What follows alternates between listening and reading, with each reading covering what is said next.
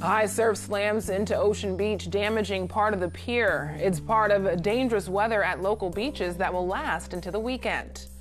A surge of water flows into Imperial Beach. How one neighborhood is trying to dry out after a wet morning. Well, the numbers are high, and I don't want to say that that represents a failure of what we're doing. It just means that we have to redouble our efforts and make sure that we are, again, engaging and getting veterans into care. The director of the San Diego VA talks about what's being done to reduce the number of suicides among veterans. Every time our officers, and myself included, come into work, we go further in the hole. And eventually, people are going to run out of money. 4 weeks of uncertainty and counting. Local prison workers tell us how they might have to give up their jobs if the government shutdown continues. KPBS Evening Edition starts right now.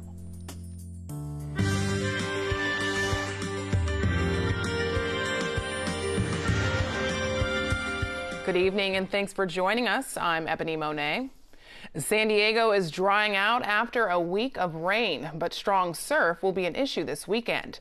The waves started to pick up this morning. This is what it looked like in Oceanside. Waves were crashing right up to the shore. City workers used special equipment to clear water from the walkway. For the second time in recent days, the Ocean Pier was closed due to high surf. It will stay closed until the surf settles down and repair crews can fix a section of the pier that was damaged by the waves. KPBS video journalist Chris Arciaga spent the day in Ocean Beach, where people watched from the distance. The waves are still really big. I think they're bigger than 12-foot waves. You know, we're from Colorado, so we don't see this, you know. They're calling these super tides this week. Is that orange moon or something they said? I don't know. The big orange moon? Full moon, high tide. Well, we've been anticipating this. The National Weather Service has been predicting a large surf event, and it showed up late last night and early this morning. I've seen it go over the pier, but not destroy it. The power of the water is just amazing to me. Power. It's really powerful. What's hanging down over there? That's the damaged part over there on the right? Every large surf event that comes through San Diego creates a little bit of damage to the pier, but this is pretty significant. Cafe still looks good though. Oh my God, we could be in that cafe and I hope we can swim. That's right. People are taking pieces of the pier with them. Why? For souvenirs. A lot of debris is all over the street here and on the beach in Ocean Beach as a result of the probably 200 feet of railing that was broken off the pier. Yeah, look it. You see? Part of it came down right here. There's a pile of the pier stacked up behind you. Do you think anybody would surf in that? Yes, but Swell has increased to about 10 to 12 feet. That combined with an extremely high tide this morning at 6:30 of about 6.5 feet has created very hazardous conditions. You want to paddle through that? I'm not paddling out in this. You can do it. I'm not paddling out in this. Oh boy. This is red alert. Say bye-bye, ocean. Bye-bye, ocean. We'll see you later. Bye-bye. Are you going to let us go? Bye. People who live near the water in Imperial Beach know what king tides can do to their neighborhood. KPBS reporter Eric Anderson spent the morning along Seacoast Drive, where the storm surge lapped water onto the road. It was an unusual event. Waves created by Pacific storms combined with an early morning high tide pushing ocean water over protective coastal riprap and onto Imperial Beach streets. The rough water created some anxious moments for resident Sean Gould. He spent part of the morning rearranging sandbags that have been tossed around by the surf. So I just pulled one out to cover my neighbor's front door so they don't get blasted out. Gould has come to grips with the reality of living along Imperial Beach's Seacoast Drive. We live on the wilderness. This is the edge. This is the edge. The ocean's going to win. And we know unless you're living in a cave and in denial, global warming exists. The tides are coming up. Imperial Beach Mayor Serge Dedina got a taste of the high waves, his pants soaked, when he stood a bit too close to a seawall on the southern tip of Seacoast Drive. He says city officials knew this was coming and they were prepared. What we're learning is that this is kind of the new normal. And, you know, with a little bit of surf and a little bit of tide, we're seeing a lot more coastal flooding than we used to. The impact today did affect some streets and condos on the coastal road at the southern end of Imperial Beach. The crashing waves were spectacular, but street flooding was minimal. Once that water comes over the seawall and into the streets, it still needs to go somewhere. Much of it ends up right here in the Tijuana River estuary. Eric Anderson, KPBS News. In addition to the high tide, you can expect a dry, sunny weekend in San Diego. Regina Miller has details in tonight's forecast. As we go through today, it is a much quieter day, drier, and we get a little bit of a break. Plus, we are also going to see things warming up here across the area for tomorrow. Now, taking a look at the area, you can see how we've got some clouds kind of filtering across. We had some clouds around early, and now a little bit pushing in from the north there around Long Beach. We also have a high surf advisory in effect, and that's through 4 a.m. on Saturday. That's for San Diego and Orange County coast. Surf is 6 to 11 feet, but local sets up to 14 feet. Now, for the metro areas tonight, clear and moonlit. Our overnight low drops to 53 degrees. And in San Diego County here, Mount Laguna, 39 degrees. Borrego Springs is at 47. Clear skies for you. Chula Vista, 51 degrees with a clear sky. And then for Saturday, it is going to be milder. We have high pressure sitting here to our north and east, and that is allowing the flow to be more offshore. So tomorrow's forecast in San Diego, we have a high temperature of 72 degrees. Borrego Springs is at 75. Oceanside at 72. And for the early week, dry weather persists here across Southern California, but it won't be quite as warm. So looking at the forecast for the coast here for your Saturday, 72 degrees with plenty of sunshine. Partly sunny, maybe a few more clouds passing through here on Sunday at 68. Mostly sunny on Monday, cooler at 64 degrees. Inland locations, 78, mostly sunny and warm for your Saturday. And then for Sunday, we still have temperatures in the mid-70s, but it is going to be cooler as we go into the start of the week. Mountain areas, mostly sunny for Saturday at 57 with a mixture of clouds and sun on Sunday. We're going to drop back into the 40s. It'll be increasingly windy here on Tuesday, and in the desert locations, we have a mixture of clouds and sun on Sunday. So a few more clouds around. It's going to be cooler on Monday, and then on Tuesday, sunny and breezy. It warms up again on Wednesday. I'm Regina Miller, KPBS News. President Trump says he will make a major announcement tomorrow about the border and the shutdown. The comment was made in a tweet this afternoon. Neither he nor the White House have provided details. The president said he might declare a national emergency to use military money to build a border wall, but more recently he's urged Congress to come up with a solution. Governor Gavin Newsom says the state will offer unemployment benefits to federal workers, despite White House orders not to do so. Newsom's decision applies to TSA workers who are required to work without a paycheck. The governor says he believes California would win any legal challenges. If the government doesn't reopen by Tuesday, 800,000 workers will miss a second paycheck. KPBS News has two reports tonight on the shutdown's impact and response. Priya Sridhar will tell us about the work being done by local charities. But first, Matt Hoffman tells us how federal prison workers are struggling to pay their bills. It's tough to not know when the next paycheck is gonna come. We've got to really take a look at our finances and make sure that we're prioritizing appropriately. Dustin Spina works at the Metropolitan Correctional Center, which houses over 800 inmates downtown. He's also the treasurer of the American Federation of Government Employees, Local 3619. Every time our officers, and myself included, come into work, we go further in the hole. And eventually, people are going to run out of money. And they're not going to be able to come to work anymore. They're going to have to decide, do I want to put food on my table, or do I want to put gas in my car to come to work?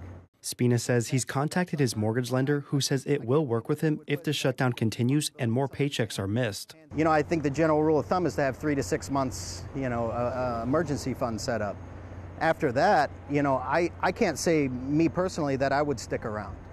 I would say that I would have to go out and try to find other employment and to try to start over. I've got 15 years in the government service. I don't want to start over. Yet when push comes to shove, I've got to pay my bills and I've got to take care of my family. Spina says he's also worried about officer staffing and the impact the shutdown could have on daily operations at the prison. Matt Hoffman, KPBS News. The tug of war between the White House and Capitol Hill heats up. Reports of federal workers struggling to make ends meet have dominated news channels over the last month. 800,000 impacted, almost half of them placed on unpaid leave. As Americans across the country watched the shutdown move from days to weeks, many felt compelled to help out. I think it's our job as a community member, as a human being, to check on our neighbors and say, hey, how are you doing? Sometimes that's all it takes, is to say, is there anything you need? It was that spirit that led Christina Walkley and a group of Rancho Bernardo moms to start the RB Federal Relief Food and Supply Exchange Facebook group. The group connects residents of the Poway Unified School District who want to help furloughed federal employees in need of anything from gas cards to childcare to groceries. I think it does a lot on their emotional well-being to know that there are people out there. You're not alone in this battle. You're not alone. We're not going to let you just deal with this on your own. There are people out there waiting, to help. In less than a week, the group has grown to more than 100 members. One woman with 4 children received a delivery of groceries and diapers for her small baby. Walkley says while the shutdown has caused uncertain times for many of her neighbors, she is uplifted by the generosity and kindness she is seeing in her community. The thing with San Diego is we're a big city, but we're a little city. And no matter what they say about, we're fair weather, sports fans, when push comes to shove and there's something going on, we all, come together. Priya Sridhar, KPBS News. We continue our coverage of the mayor's new housing initiatives and look at which cities are talking about rent control again. Join us for those stories and more on the KPBS Roundtable tonight at 8:30. Tesla will cut thousands of jobs as it tries to produce a more affordable car. The California-based company will reduce its workforce by 7%. That translates to about 3,000 jobs. Tesla set a new record for sales of its electric vehicle last year, but the cheapest is $44,000. Aside from price, politics is now an issue. The Trump administration wants to eliminate tax rebates, which are a big incentive for electric car buyers. Westfield UTC will charge shoppers and employees for parking. Netflix raises prices. The government shutdown poses a real threat to the economy as it drags on. I spoke with SDSU marketing lecturer Mira Kopik about this and more for the Friday Business Report. So, Miro, the government shutdown continues. It is now officially the longest government shutdown in U.S. history, and we're entering week 5. We've been talking about this since it started, but new analysis shows that it could actually be pretty tough on the economy if it drags on. Yeah, it's very unfortunate. The economists have kind of, even the White House Council of Economic Advisors came in with a revised number of potentially that the economy can contract by 1/10 of a point every single week. Just the salaries alone of these government employees every week represent over $1 billion. So through these 4 weeks, $4 billion of salaries have not been paid. There's a big multiplier effect. All these people are not going out to dinner. They're just focusing on the basics. But 1/10 of a point is very important because last year we had a fairly robust year, but they're projecting that the first quarter GDP for 2019 will be about 2.8% growth. For these 4 weeks, that takes the growth from 2.8 to 2.4%. That's 0.4 of a point. And that means we might see a contraction, not a recession, but a contraction, because the contraction means that the growth rate of the economy is going to decline. And it might accelerate that contraction in the second half of the year. So this is really a challenging time, especially in the context of everything else that's been going on this week with respect to Brexit. The German economy isn't growing. Japan is in recession. There's a trade war with China. All these things create a lot of volatility, and this just adds icing on the cake. So some changes this week with Netflix. The company has actually raised its prices for all of its plans for about $1 to $2 across the board. This as more competition enters the market. Why these changes? Well, Netflix, is really competing not just in distribution of content, but in development of content. Last year, they spent $8 billion on original content, comedy specials, 1 hour shows like House of Cards or Orange is the New Black, and recently the movie Bird Box, with over 45 million people seeing this. That's a lot of money. When they started, they were just distributing movies. So now they're competing against HBO, and they've won a lot of awards, and this has brought a lot of consumers to Netflix. Over 1 out of every 2 households in the United States has Netflix. And research shows that Netflix, people are willing to pay a lot more for Netflix than a lot of other streaming services. So there was a research firm called Magid and Associates, and they did a survey, and they said people will spend about $38 a month on streaming services, and up to 6 of them. So they were willing to pay about $6, but they're willing to make a trade-off and keep Netflix and drop something else, like maybe like Hulu or Amazon or something like that. But there may be a ceiling, and that's really the question for Netflix. This, for the company, this $1 and $2 is going to bring in an extra $1.5 billion in revenues that will help offset these content costs. Wow, moving a little closer to home, Westfield UTC, starting at the end of this month, is going to start to charge people to park. And this is actually coming at a time when a lot of malls are having a difficult time just getting people in the doors. So why would UTC risk making it more inconvenient for shoppers to come to their mall? Great question. And people might say, this is one of the things that really hurt Horton Plaza. When Horton Plaza instituted parking fees, that really curtailed traffic. Westfield's a little bit different. Westfield has just spent hundreds of millions of dollars on a complete revamp. They added 400,000 new square feet. They're redoing that whole end of the mall with Sears to making a little tech hub. So Westfield is in a different situation. And their studies showed that 85% of consumers stay less than 2 hours. So that's not going to affect the vast majority of people. The people that it does affect are two types. Number one are people who park in the mall and go to other buildings nearby that do charge for parking, so they don't want people to use them as a free lot. Also, when that trolley line gets completed, they don't want people just parking at the mall, taking a trolley to some other place and then coming back. The people that it affects the most are employees at the mall.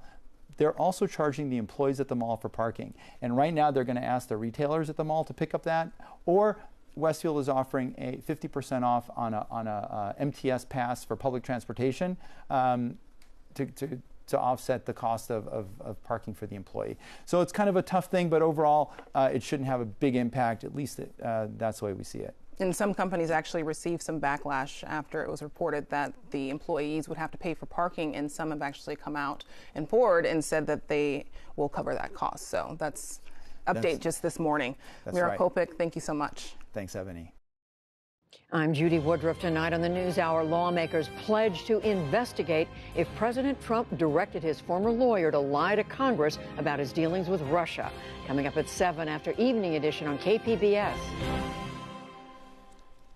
State numbers show San Diego has the highest number of veteran suicides in California. KPBS military reporter Steve Walsh interviewed the director of the VA about the outreach taking place locally.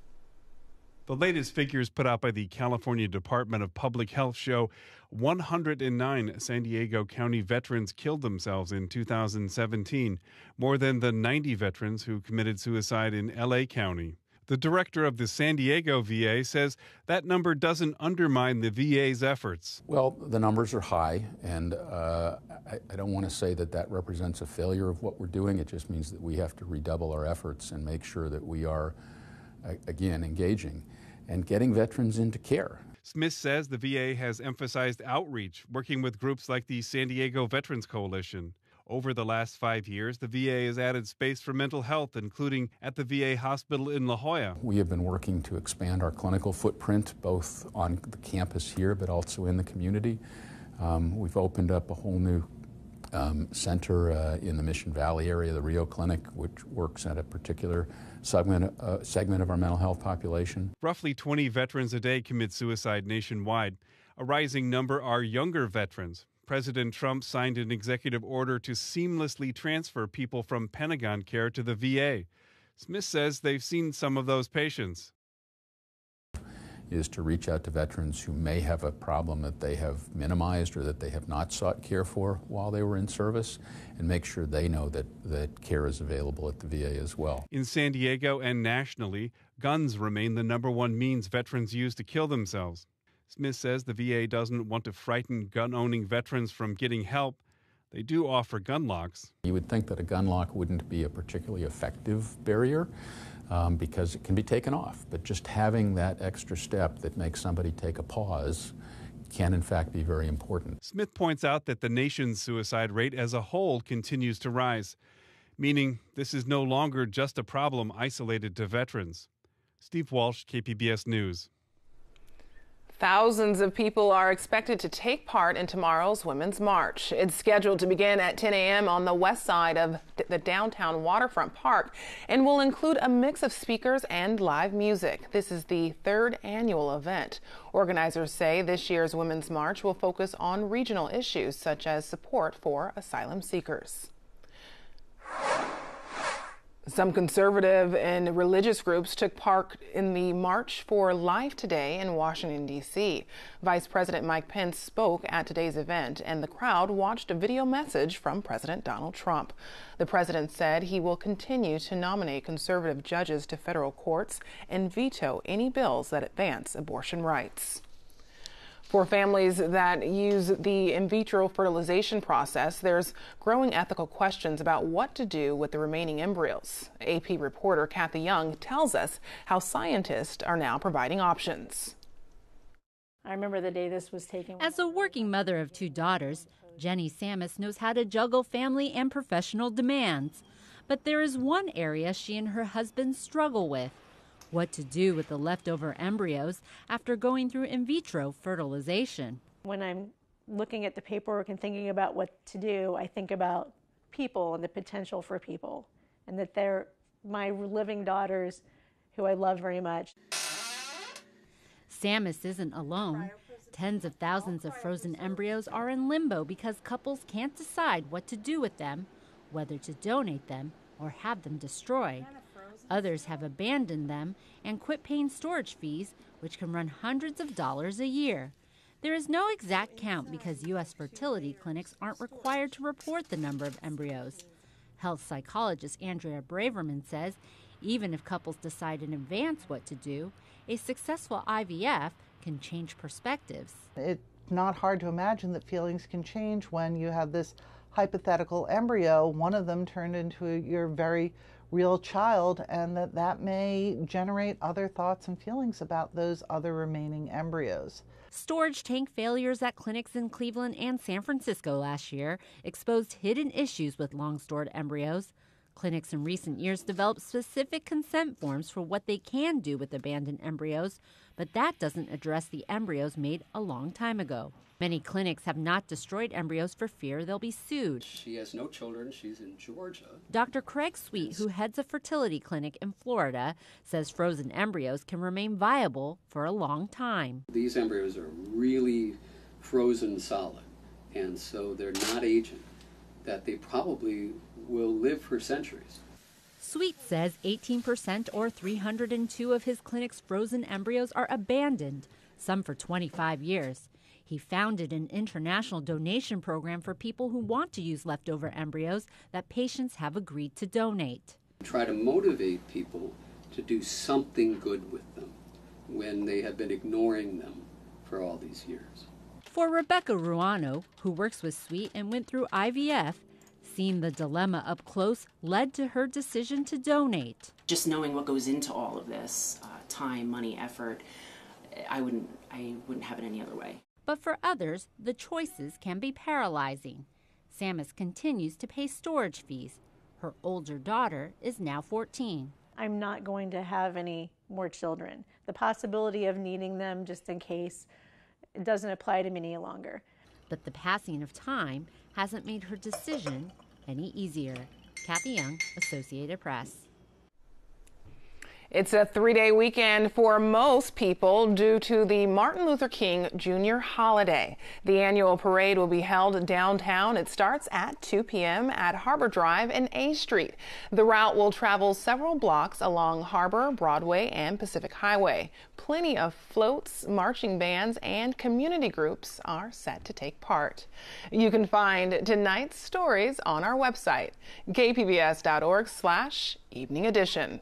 And we leave you tonight with a performance from the KPBS show Live at the Belly Up. A new episode airs tonight at 11. Thanks for joining us. Have a great night.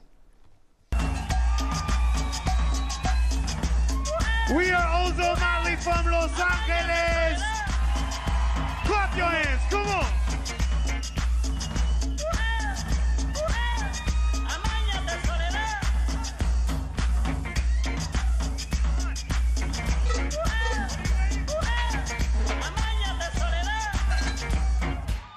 Are y'all ready to party?